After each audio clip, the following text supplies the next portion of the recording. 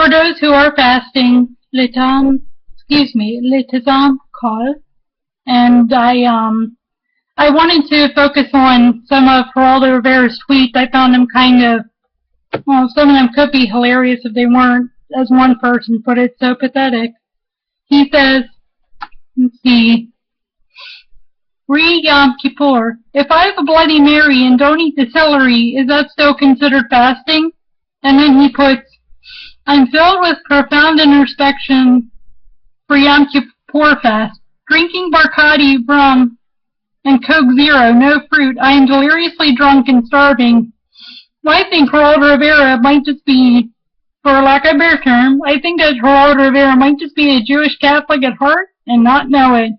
Anyway, there you go, and if you want to see the tweets for yourself, they are on Twitter, and whether or not you want to follow Geraldo Rivera is up to you. I'm not advertising or anything for him, I'm just saying. And he also has some interesting insights on the afterlife, and I guess also, while I'm at it, I may as well do a few Yom Kippur reflections myself.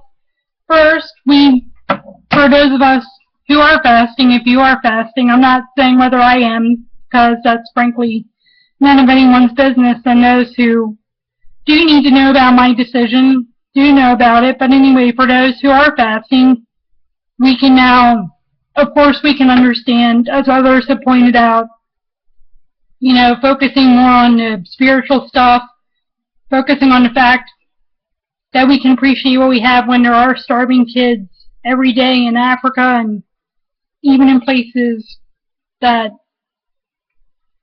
you might not expect, and just all the other, for lack of a better term, stuff as well. But you can also understand now, if you are Messianic like me, you can understand what Jesus went through on the cross, because let's face it, it does say in Tanakh, you will observe your Shabbat on the day before Yom Kippur. Well, remember, Jesus had to have, or Yeshua had to have, a Passover Seder before he went up on the cross. So for lack of a better term, in the context of Passover, he observed Shabbat, that is the first Seder before the actual day, and for him, he was intertwining Passover and Yom Kippur together, because, as someone put it, Yeshua was indeed the final atonement, and not only that, but now you understand what Yeshua went through on the cross, because he was basically on Erev Passover.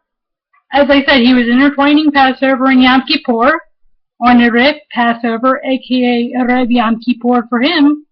He was observing his Shabbat, aka having the first Passover Seder, and then he had to go up on the cross, and he wasn't getting breakfast, lunch, as my friend pointed out, dinner, because, well, I mean, this is going to sound irreverent the way this is saying this, but by dinner, he was basically, well, he could have been celebrating, I guess, up there. If he was up there, if he descended into Sheol, then he probably wasn't getting dinner, but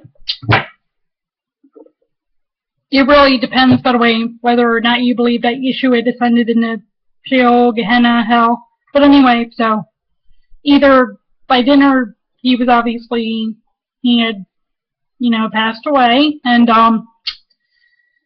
so in the context there, that was a Yom Kippur for him, because he, well, Yeshua took our sin, and so as I said, intertwining Passover and Yom Kippur, and, like I said, if you are fasting, you can obviously understand what Yeshua went through now, and,